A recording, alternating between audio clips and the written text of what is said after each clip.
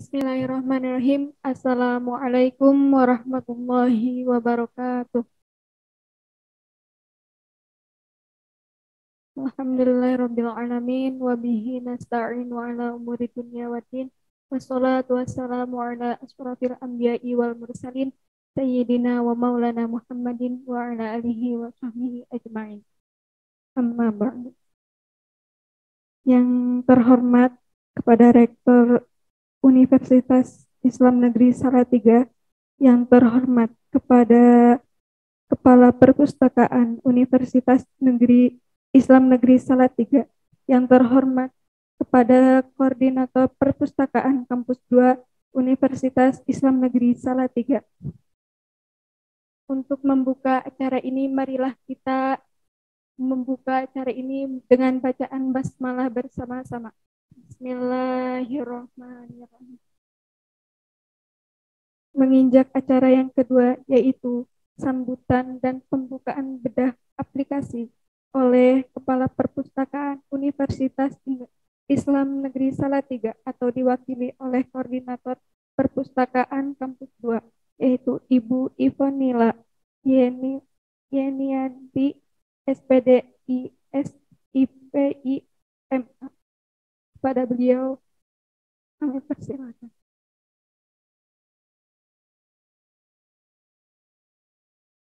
Ya, Assalamualaikum warahmatullahi wabarakatuh. Alhamdulillah wa syukurillah wa la hawla wa la quwwata illa billah. Asyhadu an la ilaha illallah wa asyhadu anna Muhammad abduhu wa rasuluh, amma ba'du.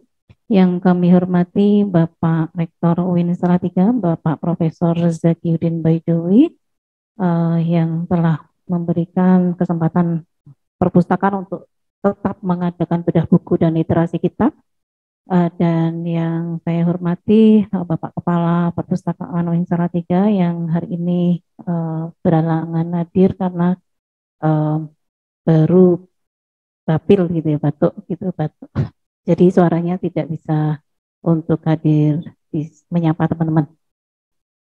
Dan yang kami hormati para pembicara pada hari ini, literasi kitab aplikasi online yang akan disampaikan oleh Bapak Ahmad Darajat Jumadil Kubro, SAG, pengajar Ponpes Hidayatul Mubtadiin. Selamat datang Pak Darajat. Kemudian pembicara kedua ada Pak Muhammad Sodikin, SAG, pengurus panti asuhan Darul Najlah. Kemudian juga ada moderator Imam Syafruddin, SPD, pengurus Ponpes Hidayatul Mubtadiin. Ya, dan yang saya hormati pula tim panitia yang telah berusaha mengadakan acara ini dari awal sampai akhir, dari tanggal 13 September sampai nanti diakhiri di tanggal 23 September.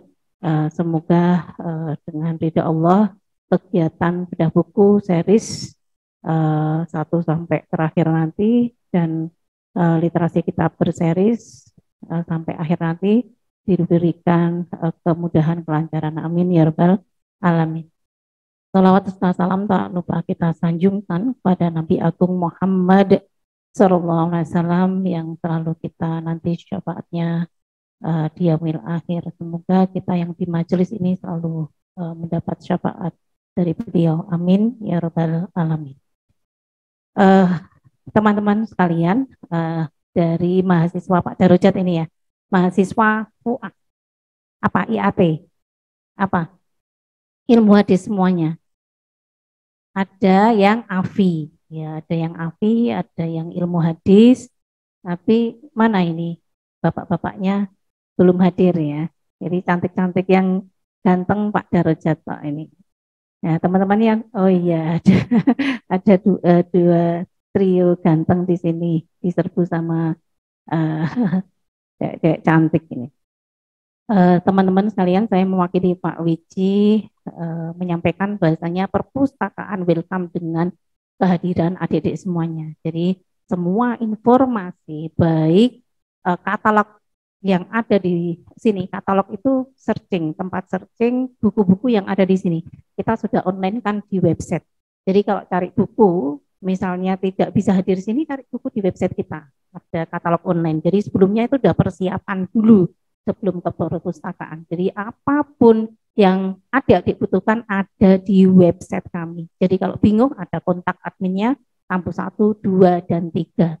Kemudian kalau bingung lagi bisa pastinya nanti kontak adminnya, Bapak Ibu yang ada di kontak admin, ada Bu Fitri, ada Bu Hanum, ada Bu Uswa gitu kan, akan melayani adik-adik jika nanti kebingungan, misalnya perpanjang buku gimana caranya gitu ya. Kemudian bagaimana mengakses e-repository, bagaimana mengakses skripsi mahasiswa-mahasiswa dulu Bu, saya pengen baca-baca dulu itu gitu. Gimana sih skripsi kakak-kakak dulu? Nah itu semua kita tutorialkan bagaimana cara mengakses repository kita itu sudah ada di YouTube kita. Jadi YouTube kita sangat aktif, IG kita sangat aktif, sangat apa ya, atraktif gitu ya, interaktif dan bagus pokoknya untuk info-infonya, pokoknya info-info bagus gitu untuk pengembangan literasi adik-adik. Jadi kalau ada bedah buku, kita sudah melayankan bedah buku dari sejak tanggal 13 ya. Husnudonnya, apa yang saya sampaikan di grup Bapak Ibu dosen dan karyawan sudah sampai ke adik-adik. Dan ini free sertifikat dan bisa menambah SKK teman-teman. Jadi tidak bingung lagi dan legalitasnya bisa dipertanggungjawabkan karena memang event selama 14 hari ya, 14 2 minggu ini full untuk adik-adik semuanya. Kalau mengikuti nanti lewat YouTube dan sebagainya, ya silakan. Berarti tahun depan harus ikut lagi karena setiap tahun kita memberikan layanan literasi gitu, informasi sebanyak ini gitu. Jadi adik-adik dekat-dekatkan perpus, jangan jauhi IG perpus gitu ya. Jadi info-info itu ada semua di IG. Wah ini ada webinar series gitu ya. Wah dapat 14 sertifikat kan kenyang itu setahun gitu kan. Dan itu legalitasnya bagus dan insya Allah ilmunya berkah. Amin ya rabbal alamin. Sedikit itu info ya dari adik-adik. Jadi website jangan lupa buka website perpustakaan. Kalau Bu linknya apa? Googling aja. Linknya perpustakaan IAIN Salatiga pasti ada gitu linknya. Kemudian juga buka juga IG-nya, ikuti IG-nya, ikuti Facebook-nya, ikuti YouTube-nya. Banyak tutorial di sana yang membimbing adik-adik untuk bisa akses secara daring maupun luring begitu. Infonya sudah banyak lah yang kita sediakan untuk adik-adik, tinggal mau atau tidak gitu ya. Oke, sedikit Bu Ivo cerita ya, tadi baca-baca tentang, karena ini orang fuah semuanya, jadi kita berfalsafah bareng-bareng. Tadi saya mendengar tentang pengajian Pak Faiz, gitu ya, dosen saya, konsep falsafah yin yang. Sudah pernah dengar ya, konsep falsafah yin yang, falsafah Tiongkok kuno, ya Tiongkok kuno. Ini tentang the law of polarity, hukum berpasangan. Ada siang, ada malam, ada matahari, ada bulan, ada hidup, ada mati, ada dunia, ada akhirat, ada perempuan, ada laki-laki. Nah, yang yin itu yang pasif, yang yang itu yang aktif gitu ya.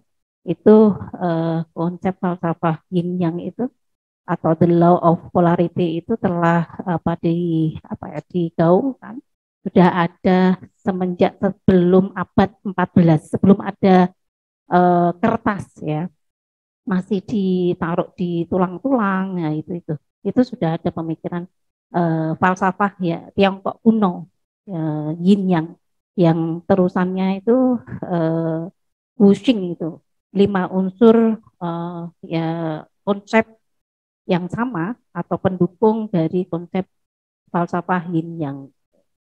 Jadi hukum di balik alam semesta ini ya sifatnya berpasangan. Jadi kalau kita kita analogikan sebagai penuntut ilmu ya ada dosen ada mahasiswa gitu ya. Jadi kalau kita jadi mahasiswa berarti gimana? Mahasiswa dengan dosen berarti ada yang memberi, ada yang menerima. Jadi kita tahu posisinya. Oh, kita baru mahasiswa, berarti kan amanah dari orang tua adalah thalabul ilmi di sini. Nah, dosen tugasnya memberikan secara all out ilmu yang eh, apa? Yang diamanahkan untuk ditransfer ke adik-adik. Dari Pak Darojat ini sudah kami sudah bekerja sama dengan Pak Darojat ini dari mahasiswa. Beliau mahasiswa sudah kami libatkan karena terlihat di mahasiswa itu menonjol. Jadi adik-adik ketika adik-adik sebagai mahasiswa tapi hebat pasti dilihat gitu.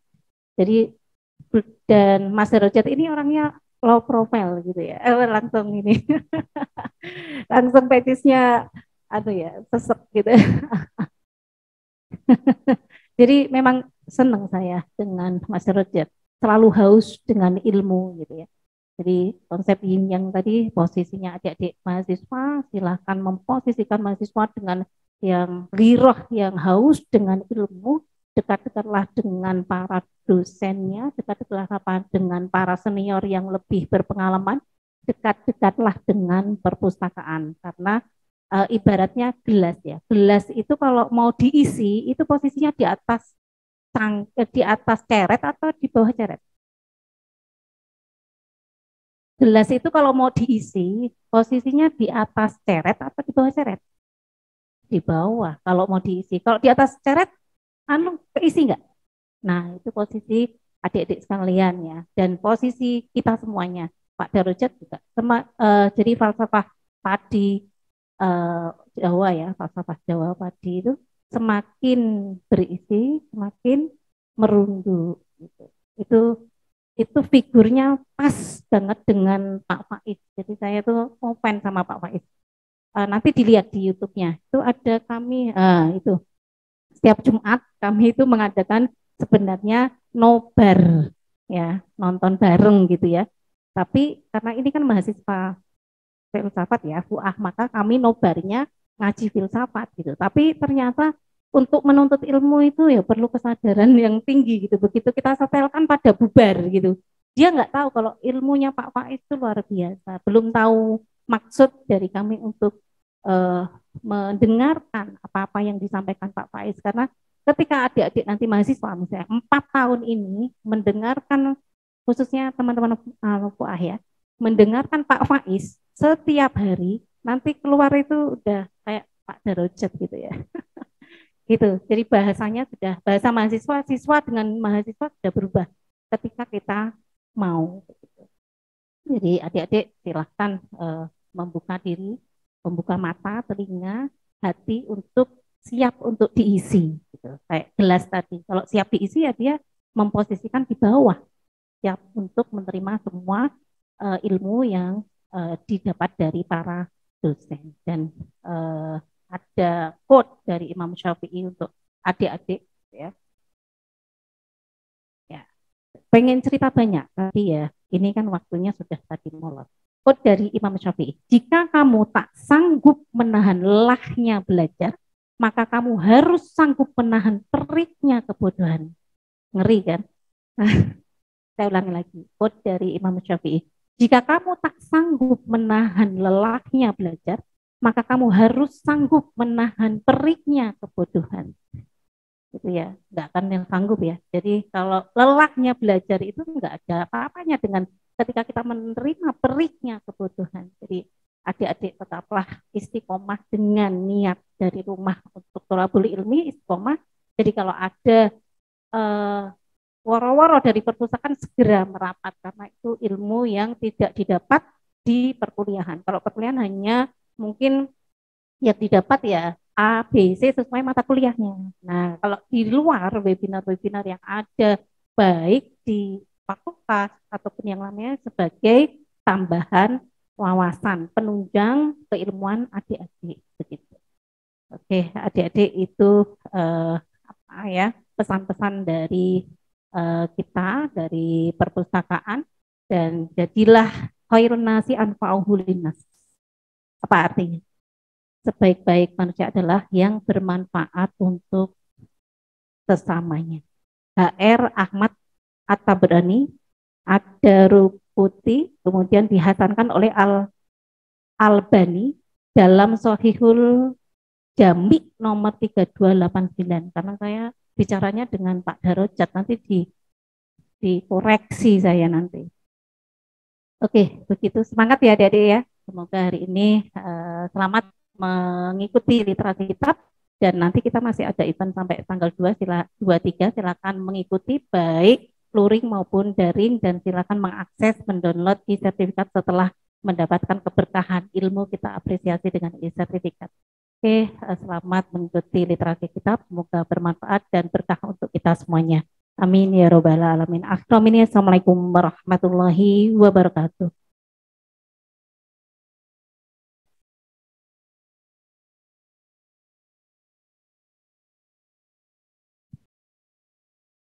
Kami ucapkan terima kasih. Menginjak acara yang ketiga, yaitu acara inti. Sebelum menginjak acara inti, saya akan membacakan CV dari narasumber pagi hari ini. Nama Bapak Ahmad Darojat Jumadil Kubro SAG. Alamat Dusun Rekosari, RT 9, RW 1, Desa Rekosari, Kecamatan Suruh, Kabupaten Semarang. Riwayat pendidikan, saat ini beliau kuliah di Universitas Islam Negeri Wali Songo, pasca sarjana program studi ilmu agama Islam yang berkonsentrasi di ilmu hadis. Kemudian beliau juga berkiprah di praktisi hadis digital di IAIN Salatiga sampai sekarang. Kepada beliau kami persilakan.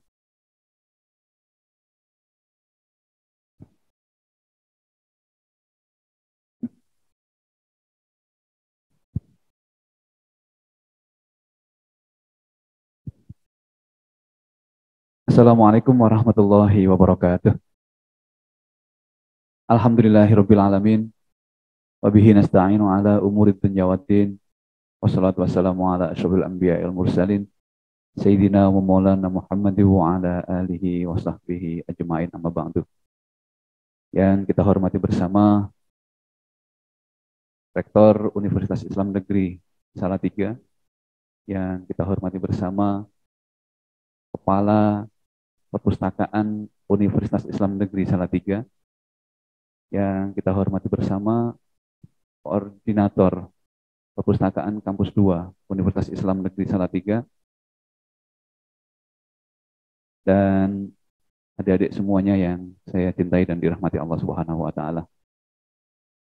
Juga pada guru besar kita yang saat ini ikut hadir di ruang online, Bapak Dr. Al-Ustadz Muhammad Irfan Hilmi. Semoga Allah senantiasa merahmatkan kepada beliau. Pak Irfan. Ya, alhamdulillahirabbil alamin. Akhirnya kita bisa ketemu lagi dalam forum literasi di perpustakaan ini setelah setahun. Seandainya tahun kemarin adik-adik ikut semua, sekarang ketemu lagi. Tapi yang baru kali ini ikut, nah, tahun besok ikut lagi. Syukur ikutnya semua diikuti, kan lumayan dapat sertifikat banyak ya. Beberapa bobotnya yang sesuai dengan jurusan, bobotnya lebih tinggi daripada yang tidak sesuai dengan jurusan. Tapi tetap saja, insya Allah yang ilmunya bermanfaat. Alhamdulillah juga akhirnya saya kemarin sempat bingung itu di kelas, karena ada materi yang seharusnya sudah dikuasai sejak semester 2, ternyata adik-adik di semester 5 ini mengaku sudah lupa atau dulu nggak konsentrasi karena sambil online sambil ngopi. Nah, insya Allah nanti pada saat ini kita akan coba bedah itu lagi. Jadi nanti ini pertemuan ini akan sangat bersifat teknis gitu, barangkali sedikit membosankan, tidak apa-apa. Nah, mengulang semester 2 dan teman-teman kita yang dari jurusan lain, semoga nanti sedikit yang bisa saya sampaikan ini bisa bermanfaat Setidaknya kalau misalnya nanti penelitiannya ada kaitannya dengan hadis, ini akan bisa membantu. Semoga ya. Nah, baik, saya akan coba share screen.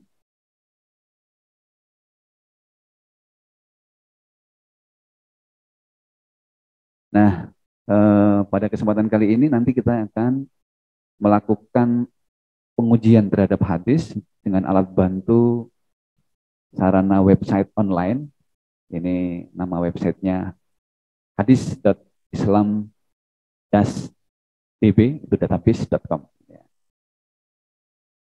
Di sini ada cukup banyak fasilitas yang tidak dimiliki software-software lain yang pernah saya gunakan, yang offline. Memang beberapa fasilitas masih bagus offline, tapi beberapa fasilitas bagus yang online. Karena dan online ini karena punya keistimewaan dia selalu berada di dalam pengawasan, gitu ya. Jadi dia lebih dinamis, berkembang, datanya semakin bertambah, kitab-kitabnya semakin ditambah, integrasi dengan berbagai hal semakin ditambah. Nah, tapi nanti sebelum kita menggunakan software ini, kita akan lihat dulu sebetulnya apa yang kita kerjakan dengan takhrij. Gitu.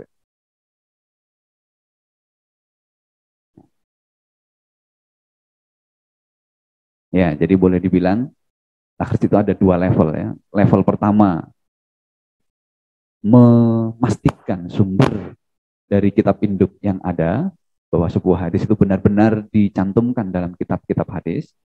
Kemudian level takhrij kedua adalah mengukur kekuatan hadis itu.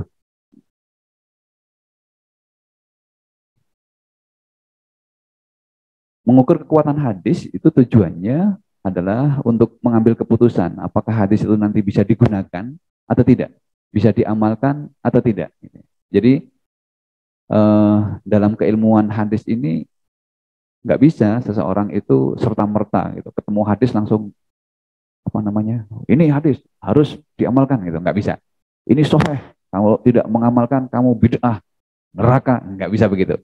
Jadi ada banyak lika-liku dalam hadis yang itu harus ditempuh terlebih dahulu oleh orang muslim yang hendak menggunakan hadis itu. Pilihan lainnya jika memang tidak hendak berijtihad terhadap hadis ya harus ngikut ulama.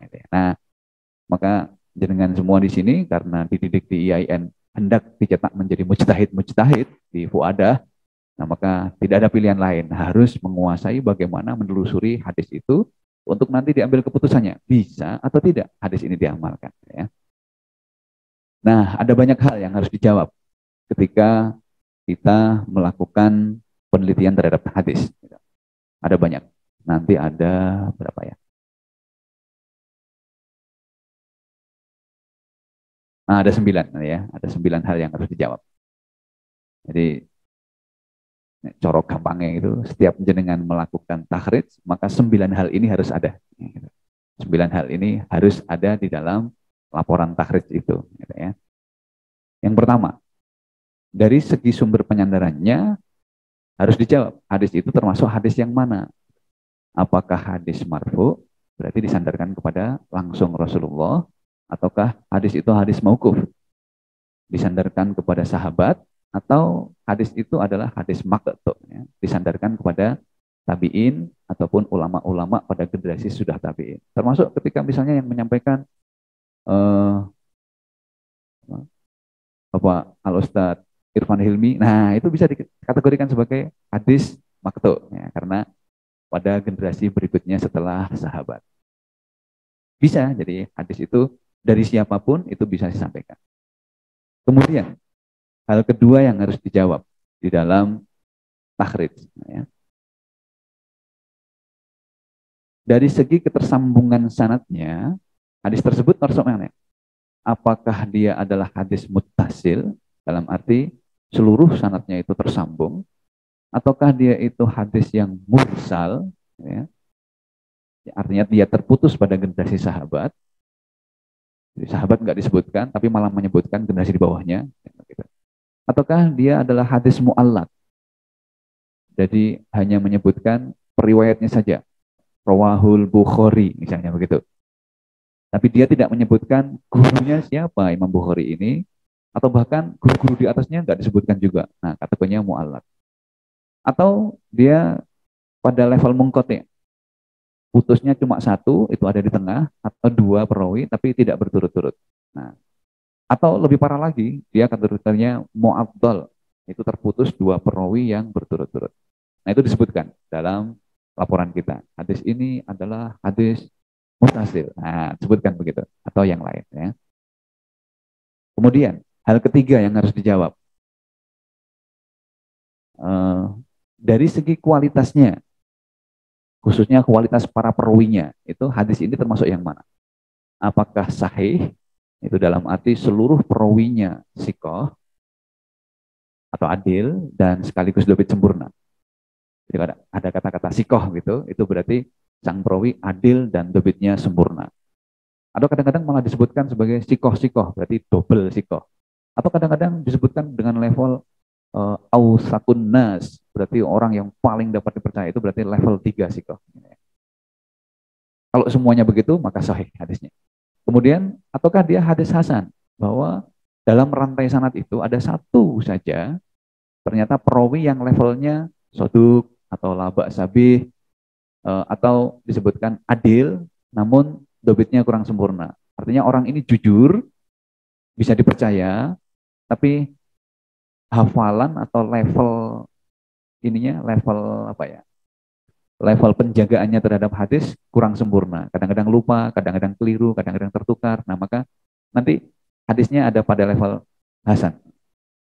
Oh, kalau kadang-kadang keliru nanti do'if ting. Bukan kadang-kadang keliru, tapi kurang sempurna aja, kurang sempurna. Ya. Nah, kalau yang hadis itu do'if, jika ternyata ada dalam sanad itu seorang saja atau lebih perawi yang sebetulnya adil, tapi lemah hafalannya. Bukan hanya tidak kuat ya, tapi lemah hafalannya. Tingkat kekeliruannya sering, tingkat kesalahannya banyak. Nah, ini tapi sebenarnya orangnya jujur, baik begitu. Jadi ada istilah dalam hari ini itu jujur saja nggak cukup, harus berkompeten. Jadi baik saja itu nggak cukup, tapi harus intelek. Nah, harus begitu. Ya. Itu sudah merupakan tradisi dari keilmuan kita ya, keilmuan Islam khususnya di keilmuan hadis sejak dulu. Nah, atau dia itu do'if jiddan itu sangat do'if karena ada perawi yang tidak adil, suka bohong, meskipun bohongnya di luar hadis. Atau dia suka melakukan perbuatan-perbuatan fasik. Seorang periwayat punya hobi misalnya nonton dangdut nih misalnya. Nah, ini nanti hadisnya jadi pada level yang paling bawah, dhaif jiddan. Nah, kalau terbukti orang itu berbohong dalam hadis, tidak masuk dalam hadis. Namanya maudhu gitu ya. Hadis yang dibuat-buat itu bukan hadis. Nah, itu unsur ketiga yang harus dijawab. Jadi cantumkan dalam laporan Anda, hadis itu masuk hadis yang mana. Kemudian, hal keempat yang harus dijawab. Melakukan langkah iktibar. Iktibar itu artinya mengumpulkan sebanyak mungkin hadis-hadis yang senada atau bahkan serupa. Ya. Nanti kemudian diidentifikasi apakah hadis-hadis itu termasuk hadis musyahadat. Artinya hadis musyahadat itu hadis yang pada generasi sahabat ada banyak. Itu berarti musyahadat. Artinya ketika Rasulullah menyampaikan, yang dengar itu ada banyak sahabat. Ataukah dia hanya mutabaat? Mutabaat itu sebetulnya banyak yang menyampaikan, tapi ketika dirunut pada generasi sahabat, cuma satu orang yang pernah dengar dari Nabi Muhammad. Generasi sahabatnya cuma satu orang. Nah, nanti itu namanya hadis mutabaat. Ketika ada banyak hadis, tapi ujungnya cuma satu sahabat. Itu misalnya hadis yang terkenal itu innamal a'malu binniyat. Itu ujungnya pada satu sahabat. Yaitu sahabat Umar bin Khattab. Kemudian ataukah sekaligus musyahadat dan mutabaat? Artinya pada level sahabat banyak, kemudian pada level tabi'in juga banyak, pada level-level berikutnya juga banyak. Nah, itu berarti double. Ataukah bukan dua-duanya, dalam arti ini merupakan riwayat tunggal mutlak. Jadi single strand itu kalau diistilahkan dalam bahasa orang-orang orientalis, single strand. Jadi sejak dari sahabat cuma satu orang, muridnya yaitu tabi'in satu orang, muridnya lagi cuma satu orang, muridnya lagi cuma satu orang, terus sampai pada level yang menuliskan hadis cuma satu orang. Nah, itu harus disebutkan.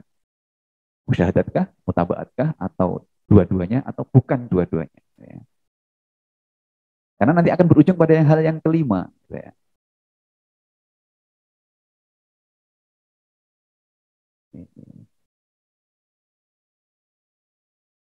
Ya.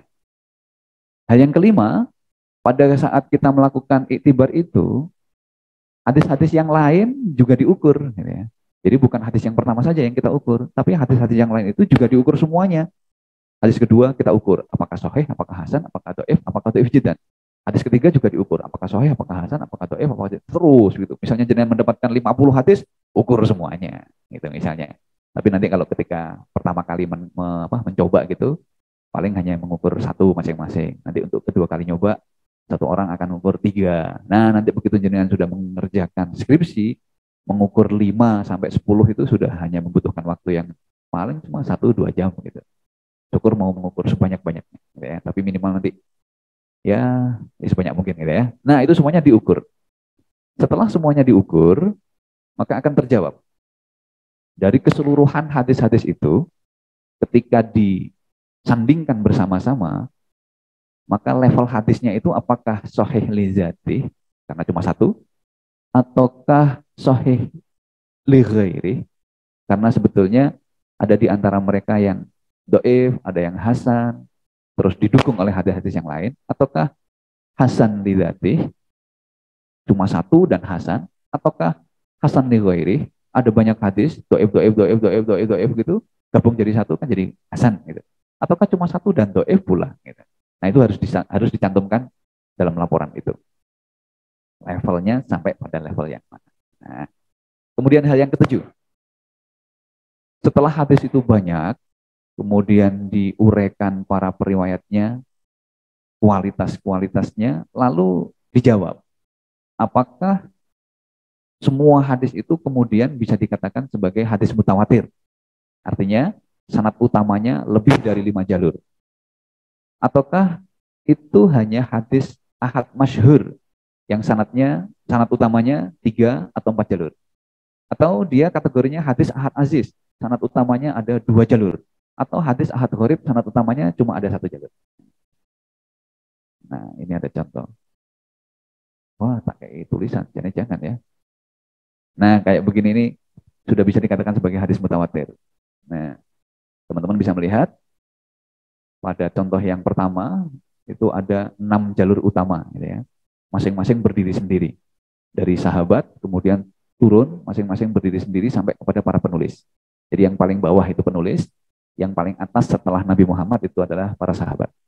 Sedangkan pada hadis yang kedua, itu kita bisa melihat kadang-kadang sanadnya saling terhubung satu dengan lain. Oh, nanti tidak kelihatan. Nggak apa-apa begini aja. Nah, ini contoh kalau hadis itu mutawatir. Sebetulnya masih banyak, tapi karena dalam kaidah itu 5 sudah bisa dianggap mutawatir, maka kita menuliskan 5 saja sudah cukup sebetulnya. Saya pernah menulis itu sampai saya sudah nggak tahu lagi berapa banyak gitu ya hadis yang saya tulis. Kapan-kapan lah saya perlihatkan. Itu dilihat aja udah belenek karena garisnya terlalu banyak. Ini supaya nggak belenek aja garisnya saya pilih sedikit. Kemudian contoh yang hadis masyhur misalnya begini. Nah, di situ terlihat ada 3 jalur utama yang diwakili oleh 3 generasi tabi'in. Nah, di bawahnya sahabat itu ya. Ada generasi tabi'in 3. Sedangkan pada sahabat hanya 2, tidak masalah. Tapi jalur utamanya setidaknya ada 3 minimal. Itu masyhur. Nah, yang ini contoh bagan hadis aziz.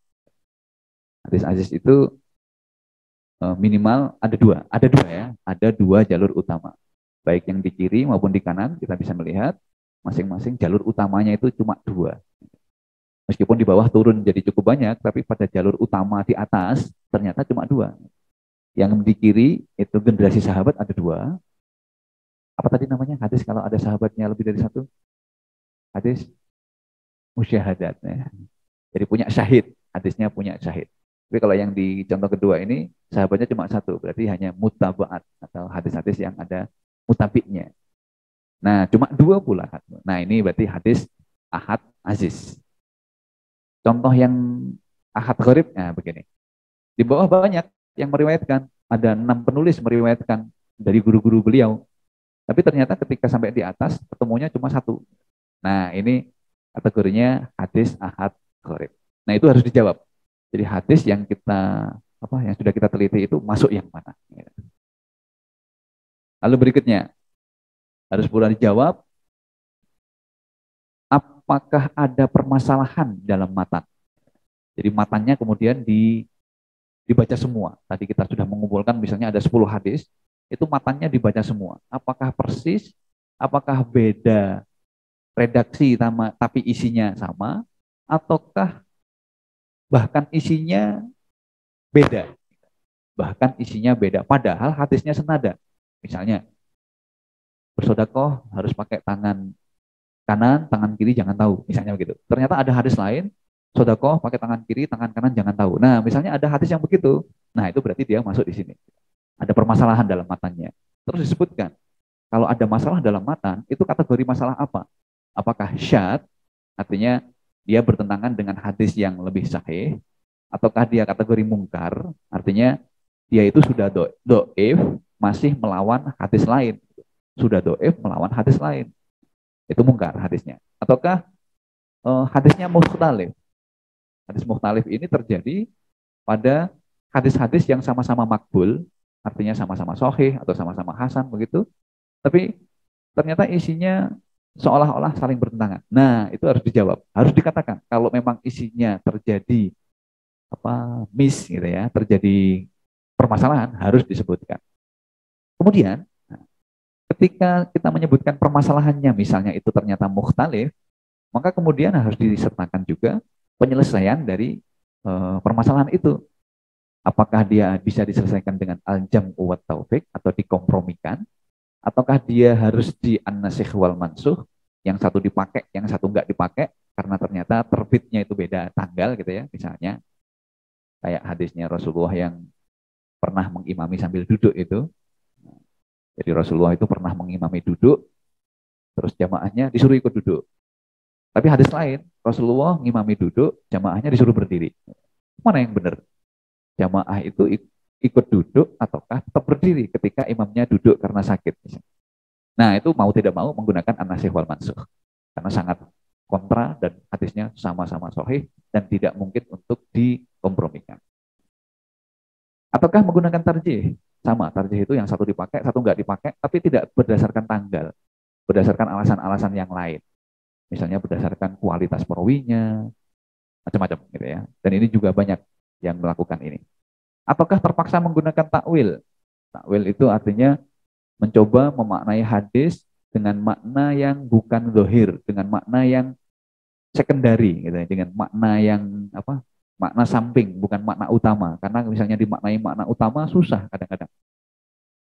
Misalnya hadis hadis-hadis yang terpaksa ditakwil ya. Yang saya masih ingat itu hadis tentang penciptaan Adam. Itu bertentangan dengan hadisnya, bertentangan dengan Al-Quran, karena di Al-Quran menyebutkan menggunakan kata plural, sedangkan di hadis menggunakan kata singular. Jadi yang di Quran itu jamak, yang di hadis itu mufrad. Mana yang benar? Allah menciptakan dari jamak ataukah dari mufrad? Nah, kemudian ditakwil. Nah, itu dan ada kitabnya sendiri, namanya Takwilu Mukhtalifil Imam Ibnu Qutaibah, saya lupa nama kitabnya. Jadi ada kitabnya tersendiri. Ataukah terpaksa ditawakufkan? Maksudnya karena sudah tidak ada jalan dan tidak bisa diambil keputusannya, ya terpaksa ditawakufkan. Sekarang itu pending aja hadisnya. Karena tidak bisa dijawab, pending. Pending itu artinya hadisnya jangan dibuang, tapi nggak boleh dipakai. Karena ada masalah dengan matanya, hadisnya harus tetap disimpan. Dengan harapan nanti generasi-generasi berikutnya ada yang bisa memecahkan masalah itu. Jadi karena dengan dukungan ilmu pengetahuan dan teknologi, nanti hadis itu kadang-kadang akan terpecahkan. Karena ya misalnya hadis-hadis tentang ramalan Rasulullah itu susah untuk diterjemahkan di waktu itu ya. Susah diterjemahkan untuk waktu itu. Tapi ketika sudah dibiarkan begitu dan akhirnya terbukti dalam sejarah, nah baru terjawab. Nah, 9 hal ini itu harus dicantumkan dalam ketika saya dan panjenengan melakukan takhrij ya. Jadi cantumkan itu 9 hal itu di bagian akhir dari takhrij. Sehingga akhirnya nanti dapat diambil keputusan apakah hadis ini bisa dijadikan sebagai hujjah ataukah tidak, bisa diamalkan ataukah tidak. Nah, itu dijawab dan itu jawaban yang paling berat di bawah ya. Jawaban yang paling berat. Nah, ada banyak alat bantu untuk kita melakukan takhrij. Ya. Di perpustakaan ini banyak disediakan alat-alat bantu, misalnya ada atrof, ada di sini. Kemudian kumpulan-kumpulan hadis sahih, kumpulan-kumpulan hadis palsu, kumpulan-kumpulan hadis doif ada di perpustakaan ini. Juga kitab-kitab hadis induk di sini ada semuanya. Kemudian kitab-kitab rijal di sini ada semuanya. Kemudian ada kitab namanya Al-Mu'jam Al-Mufahras di sini dulu ada, dulu ada. Saya nggak tahu kok ini tadi saya coba cek kok nggak ketemu ataukah dipindah di laboratorium Fuadah atau bagaimana saya kurang tahu. Dulu ada, saya ingat betul karena kami prakteknya di sini semua. Gitu. Atau nanti beli lagi aja yang baru. Beli lagi, nanti dicek lagi. Karena memang kondisinya juga sudah lumayan lumayan agak rusak begitu. Kan sejak dari pertama Stein dulu itu sudah ada dan sudah digunakan oleh generasi-generasi dulu. Dan bahkan ada halamannya yang disobek oleh mahasiswa, mungkin dibawa pulang untuk dikerjakan di rumah gitu mungkin. Mas, beling benar. Jangan ya, jangan ditiru. Hari ini kita sudah punya handphone, kalau ada halaman yang penting dipotret aja. Dipotret, jangan disobek dibawa pulang. Nah, pada kesempatan kali ini saya akan menyampaikan yang kategori instan. Jadi ini boleh dibilang teknik ini adalah teknik yang instan. Kita menggunakan alat bantu online, nama websitenya hadis.islam-tb.com. Ini saya sudah mencoba beberapa kali dan akurat ya. Jadi saya membandingkan dengan hasil takhrij yang menggunakan manual kitab, ternyata hasilnya dibandingkan, dikomparasikan gitu sama, hasilnya sama. Dan bahkan beberapa lebih lengkap ini. Beberapa karena ini merupakan kompilasi dari berbagai kitab takhrij dimasukkan jadi satu sumber yang sangat besar, tinggal bagaimana kita bisa menggunakannya. Nah, ini websitenya.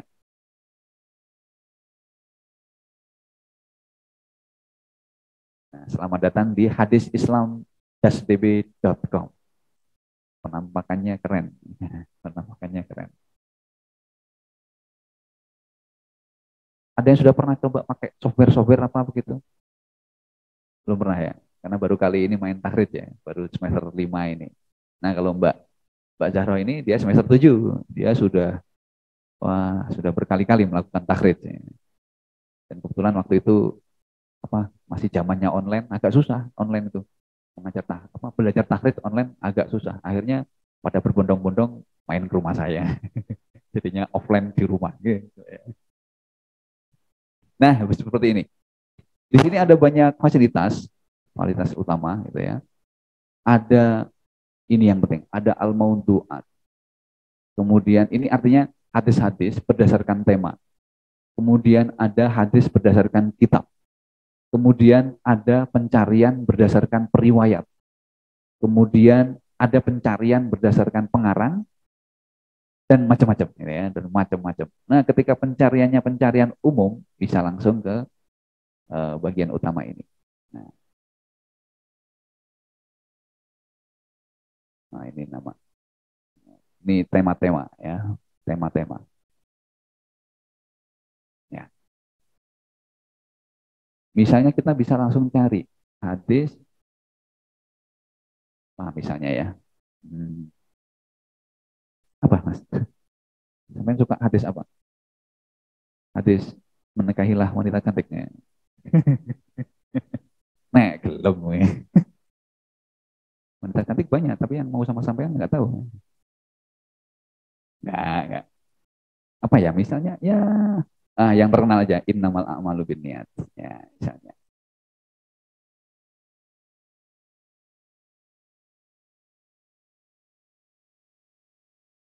Oh ya, ini juga bisa diakses dari handphone, bisa.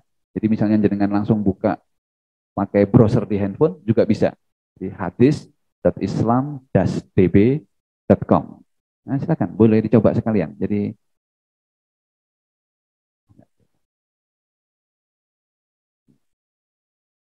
ini ya, hadis dot, hadisnya pakai TH, HADITH dot Islam strip db.com. Nah, bisa langsung di sana. Nama.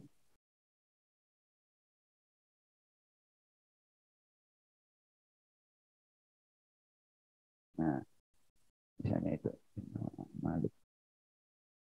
Nah, begitu apa? Begitu kita enter begitu, sudah langsung tampil hadis, kitab-kitab yang mencantumkan hadis tersebut.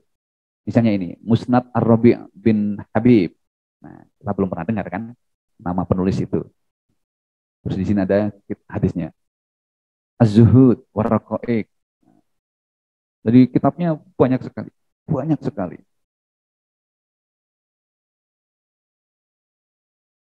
Nah, yang terkenal di Sahih Bukhari. Di Sahih Bukhari hadis pertama ini. Kita buka saja langsung yang Sahih Bukhari. Nah, di sini akan dicantumkan hadis lengkapnya. Hadatsana Al-Humaidi Abdullah bin Az-Zubair qala hadatsana Sufyan qala hadatsana Yahya bin Sa'id Al-Ansari qala akhbarani Muhammad bin Ibrahim At-Taimi annahu sami'a Alqamah bin Waqqas Al-Laisi yaqulu sami'tu Umar ibn Al-Khattab radhiyallahu anhu alal mimbar. Jadi Sayyidina Umar bin Khattab sedang berpidato di atas mimbar. Qala, beliau berkata, sami'tu Rasulullah sallallahu alaihi wasallam yaqul, innamal a'malu binniyat wa innamal likulli imri'in ma nawa. Nah, dan seterusnya dan seterusnya. Nah, lengkap berarti. Sanadnya lengkap. Nah, apakah sanad ini tersambung atau tidak? Bisa dilihat di bawahnya langsung. Nah, jadi di bawahnya akan langsung ditunjukkan Umar bin Khattab, kemudian Alqamah dan seterusnya disambungkan. Ketika nanti ada nama yang ternyata terputus, akan dikatakan di situ terputus. Jadi akan dikatakan terputus. Di sebelah mana akan kelihatan nanti terputusnya. Seandainya dia terputus, karena ini kita ambil yang Bukhari ya. Bukhari itu insya Allah semuanya mutasil semua, kan kelihatan. Jadi kita bisa langsung menjawab tadi pertanyaan apa yang ke pertama bahwa harus disampaikan. Oh, pertanyaan pertama itu sumbernya siapa? Berarti kalau ini langsung sumbernya adalah Rasulullah. Berarti hadisnya hadis apa tadi? Kalau langsung Rasulullah? Hadis yang dari Rasulullah. Namanya hadis apa? Iya, sudah lupa. Ada hadis. Jadi berdasarkan sumbernya itu ada marfu, mauquf, maqtu. Ya, kalau dari Rasulullah namanya marfu. Nah, sudah terjawab yang pertama. Kemudian berdasarkan ketersambungan sanadnya itu ada muttasil, ada mursal, ada munqati, ada mu'addal, ada mu'allaq. Ini yang mana ini? Sambung atau putus? Sambung. Berarti kita sebut sebagai hadis muttasil. Nah, sudah langsung terjawab gitu ya. Sudah langsung terjawab. Kemudian menjawab pertanyaan yang ketiga. Apakah para periwayatnya itu bisa dipercaya? Maksudnya dalam arti bagaimana derajat para periwayatnya? Nah, di sini langsung juga terbaca. Kita bisa langsung baca.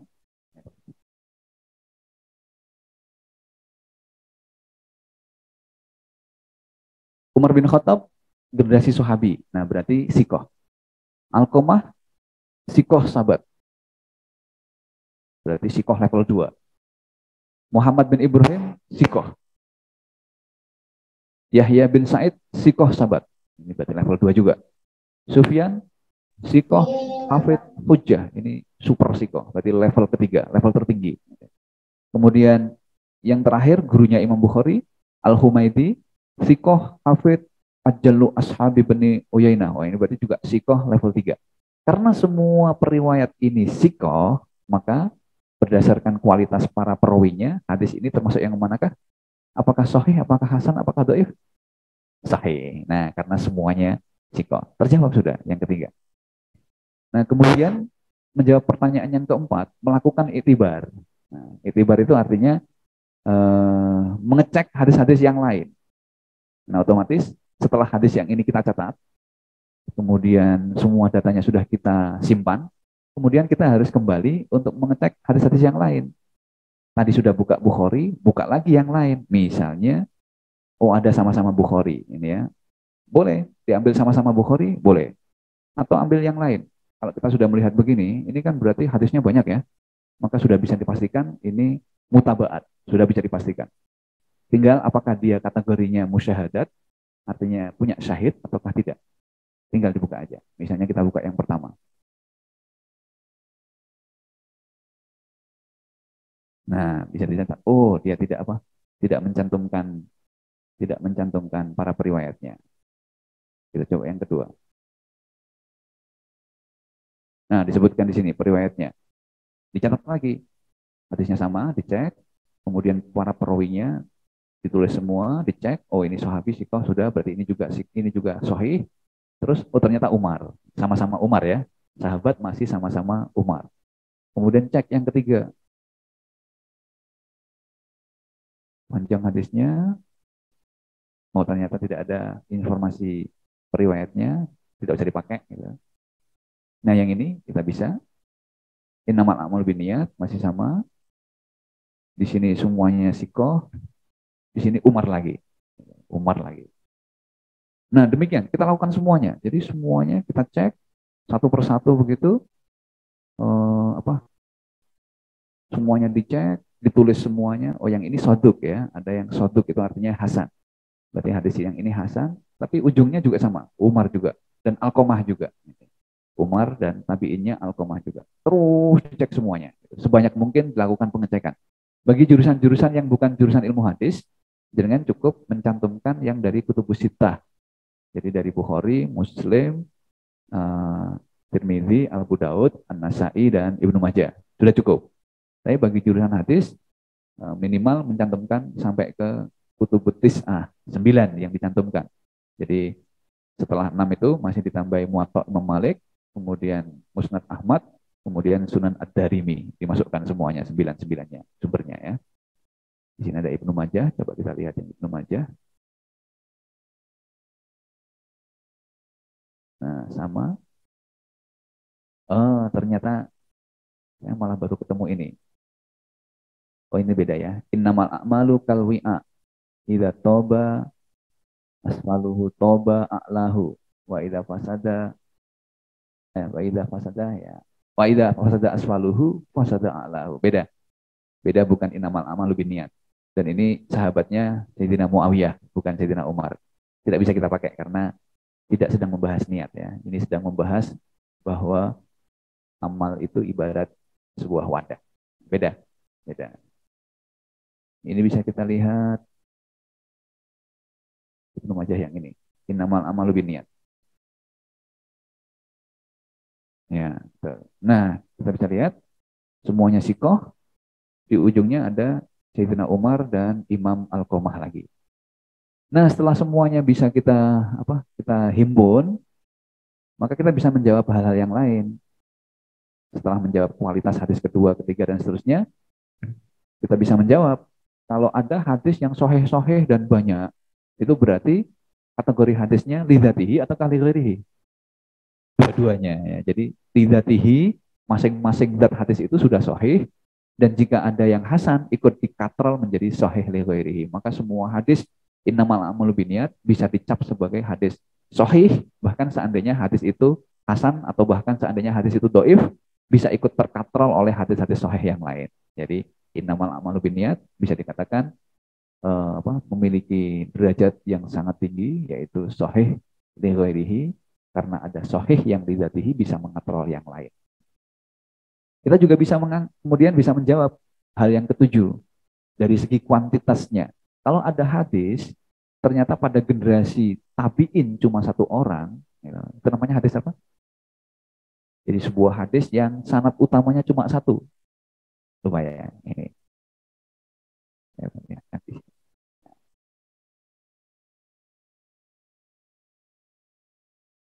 Nah, kelihatan.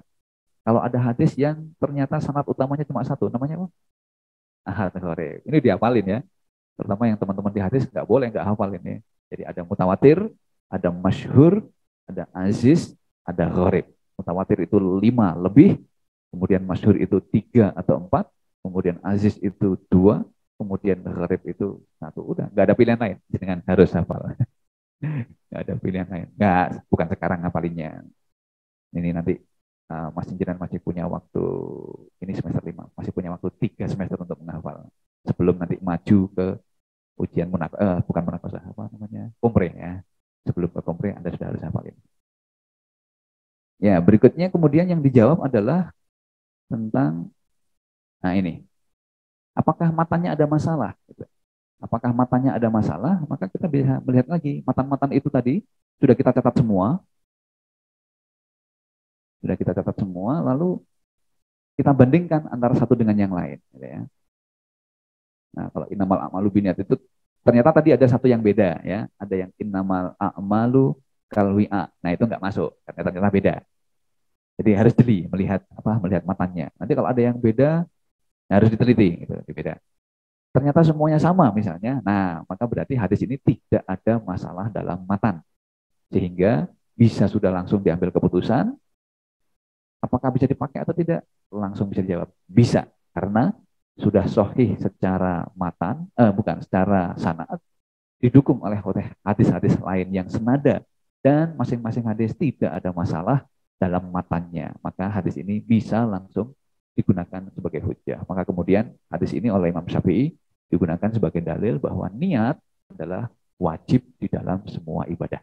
Nah, dipakai oleh Imam Syafi'i sebagai begitu karena hadisnya sudah kuat ya, maka nanti kalau dilihat semua amal ibadah itu pasti rukun pertama adalah niat. Selalu begitu, enggak ada yang enggak, selalu begitu. Karena Imam Syafi'i menggunakan metode itu. Meskipun imam yang lain ternyata kemudian ada sedikit perbedaan ketika membahas niat gitu ya. Tapi beda-beda dikit aja, enggak sampai beda banget. Nah, yang istimewa dari software ini gitu ya, jadi kalau yang model begini ini semua software bisa digunakan untuk melakukan pekerjaan seperti ini. Bahkan software yang paling simpel sekalipun di 2 pustaka misalnya, nah itu juga nanti menjadi software wajib dengan yang harus dikuasai. Itu bisa mengerjakan ini. Yang tidak bisa dikerjakan oleh software-software lain, dan saya betul-betul kagum dengan website ini, tak tulis enggak ya? Oh, enggak tulisnya. Itu dia bisa melakukan pencarian selain berdasarkan tema, dia juga bisa melakukan berdasarkan periwayat. Artinya begini, dalam kitab-kitab musnad Ahmad misalnya, itu pengelompokan hadis dilakukan berdasarkan periwayat hadis. Tapi itu Imam Ahmad. Ketika ternyata hadis-hadisnya itu hadis-hadis yang lebih jarang dipakai, ternyata di Imam Ahmad tidak ada.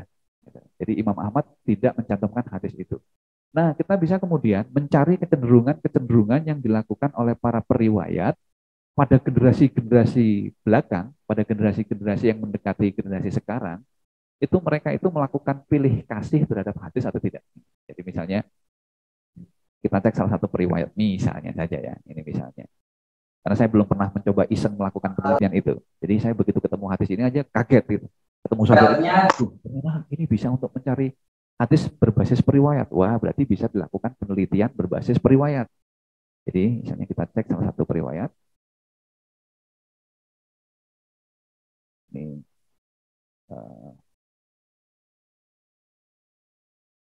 namanya Yazid bin Harun. Nah, biasanya software-software itu hanya mencantumkan pertama informasi umum, nama yang terkenal, nasab, kemudian derajatnya, kemudian hidup di mana, wafat di mana, tahun berapa, kemudian akan dicantumkan siapa murid-muridnya, siapa guru-gurunya, ini talamid itu murid, asatid itu guru-gurunya, kemudian akan dicantumkan al-jarh wa tadhi'nya. Sudah. Nah, ini tidak. Ternyata ada ahaditsur rawi. Nah, tombol ini saya cari di software yang lain tidak ada. Cuma sepele itu tombol itu. Tapi kalau tidak disediakan, kita nggak bisa pakai. Jadi semua software yang saya cari, yang pernah saya gunakan tidak ada ini. Ahaditsur rawi kita klik. Maka tampil. Hadis yang diriwayatkan oleh Imam Yazid bin Harun bin Zazi Ibnu Sabit ini apa saja? Semua hadis yang beliau riwayatkan itu apa saja? Nah, dicantumkan di sini. Di sini ada di kitab mana, di kitab mana, di kitab mana, di kitab mana, di kitab mana, di kitab mana, di kitab mana. Nah, ini bagi peneliti level tesis atau level disertasi, ini bisa dilakukan penelitian. Adakah kecenderungan periwayat-periwayat di lokasi tertentu ataukah di masa tertentu mereka melakukan pilih kasih terhadap hadis-hadis tertentu. Misalnya, ada yang aliran Qadariyah, maka beliau akan meriwayatkan hanya hadis-hadis yang mendukung Qadariyah. Ataukah kelompok-kelompok Murji'ah, ataukah kelompok-kelompok Syiah, ataukah kelompok-kelompok yang lain dalam Islam, apakah ada kecenderungan para periwayatnya memilih-milih hadis yang itu hanya mendukung pikiran yang mendukung ide-ide mereka saja. Jika iya, nah maka begitu. Tapi harus dilakukan penelitian terlebih dahulu ya. Harus dilakukan penelitian terlebih dahulu. Setidaknya software ini menyediakan fasilitasnya kalau kita mau melakukan penelitian yang seperti itu. Nah, saya rasa itu sudah cukup. Jadi secara teknis nanti bisa dicoba sendiri. Insya Allah website ini bisa dipercaya dan akurat serta lengkap. Mudah pula dan tidak usah nginstal karena online. Cuma harus modal kuota. Terima kasih. Saya kembalikan kepada pembawa acara. Nanti kita sambung pada tanya jawab.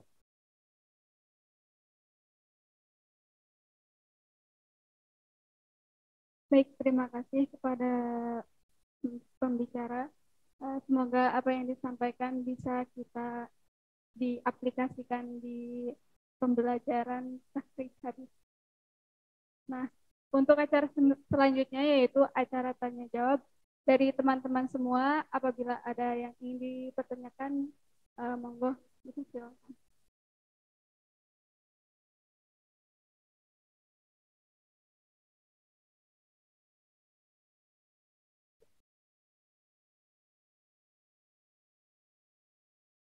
Oh iya Pak, ini kan aplikasinya online ya Pak, terus akurat juga. Nah, kan itu termasuknya kelebihan. Nah, untuk kekurangan dari penggunaan aplikasi ini itu seperti apa ya Pak?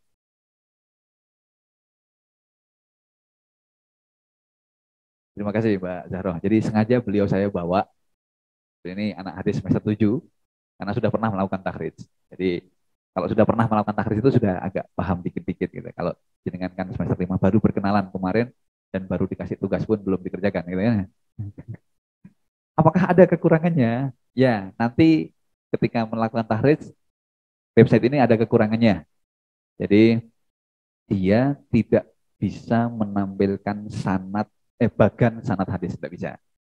Jadi nanti dalam tahrij itu, jenengan akan punya pekerjaan membuat bagan sanad kayak yang ini tadi. Ya, jenengan punya tugas membuat bagan sanad seperti begini nih, hampir seperti inilah. Ya, kurang lebih buat bagan sanad seperti ini. Nah, beberapa software hadis ada fasilitas memberitahukan bagan sanadnya langsung. Jadi kita bisa langsung melihat bagannya, meskipun tidak persis ya. Karena kalau persis kan nanti ketahuan kalau ini apa namanya nurun, apa sebenarnya istilah kita itu ya kopas enggak istilah akademiknya plagiatnya betul. Nanti konangan plagiat kalau bagannya itu kita bikin persis seperti apa yang disampaikan oleh software. Nah ini terus diotak-atik sendiri bagannya menjadi seperti ini. Nah kelemahan dari website ini dia tidak bisa menampilkan bagan. Saya coba perlihatkan di antara software yang lain yang punya fasilitas memperlihatkan bagan.